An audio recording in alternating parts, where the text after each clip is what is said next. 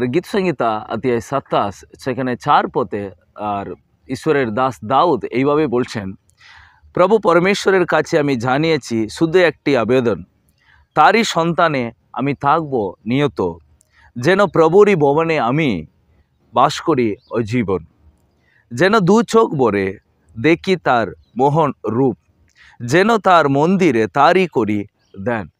ঈশ্বরের দাস দাউদ তিনি ইসরায়েল দেশের একটা রাজা, এবং রাজা মানেই তিনি অনেক দায়িত্ব নিয়ে থাকার একটা স্থান, এবং খুব ব্যস্ত মানুষ, এবং তাকে একটা সাধারণ দেশবাসীর মতো নাই, তারও সমস্ত দেশবাসীদের দায়িত্ব তাকে পালন করতে হবে। বিভিন্ন রকমের কাজ, বিভিন্ন রকমের প্রোগ্রাম, বিভিন্ন রকমের আর শিডিউল তার থাকতে পারে সারাটা দিন। তো ওরকম একটা ঈশ্বরের দাস তিনি গীত সংহিতা 27 আর 4 পদে তিনি তার মনের ইচ্ছাটা কি, সো যেহেতু তিনি ইসরায়েল দেশের রাজা হয়েছেন এবং ব্যস্তর মানুষ হলেও তার হৃদয়ের ইচ্ছাটা কি সেটা তিনি এখানে প্রকাশিত করছেন। তিনি বলছেন, আমি প্রভুর কাছে একটাই আবেদন করেছি। কি করেছি? প্রভু প্রভু তোমার কাছে আমি থাকবো, মানে তোমার ভবনে আমি থাকবো। তো তার ভবনে কি করতে তিনি থাকবেন? বলছেন তার মহান রূপটা আমি ধ্যান করতে, তার জিনিসটাকে, ঈশ্বরের মহিমাকে আমি ধ্যান করব, ওই জন্য আমি মন্দিরে থাকতে চাই।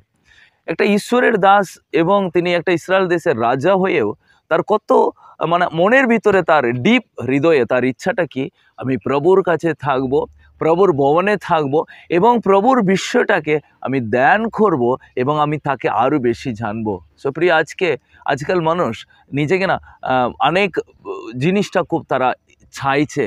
আমার একটা পজিশন হবে না, আমার মণ্ডলীতে একটা স্থান হবে না, আমাকে এইভাবে লোক একটা উচ্চস্থানে রাখবে না, আমাকে একটা পোস্টিং দেবে না, আমাকে একটা ভালো জায়গা দেবে না, লোক আমাকে রেসপেক্ট করবে না।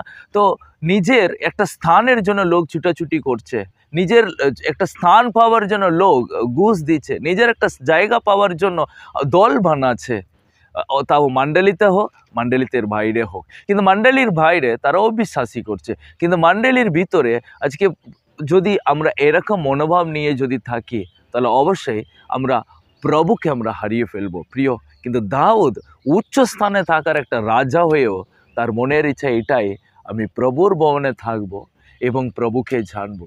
সো প্রিয়, আপনার জীবনে আপনি প্রভুকে কতটা জেনেছেন? আপনি প্রভুকে কতটা জানেন? কে প্রভু, তার নম্রতা কত, তার পবিত্রতা কত, তিনি কত আপনাকে ভালোবাসেন, কেন আপনাকে ভালোবাসেন, এই বিষয়টা আপনি কতটা জেনেছেন? সো প্রিয়, একটা ঈশ্বরের দাস তিনি এরকম বলেছেন, আমার একটাই জীবন, আমি যদি আরও দুটো জীবন যদি পেতাম, তাহলে আমি আরও বাইবেল পড়তাম, আরও প্রভুর সঙ্গে সময় কাটাতাম। হ্যাঁ প্রিয়, আমি আপনাকে আজকে আমরা নিজেকে একটু চিন্তা করে দেখি, আমরা প্রভুকে জানার জন্য, প্রভুর মহিমাকে গ্রহণ করার জন্য কত সময় ব্যয় করি। যদি আমরা সময় ব্যয় করি, তার শাস্ত্র পাঠ করি, ধ্যান করি, তার সম্মুখে বসি, আমি মনে করি যিশুর মতো আমরা অবশ্যই হব। এ বাক আপনার জীবনে আশীর্বাদ নিয়ে আসবে। God bless you.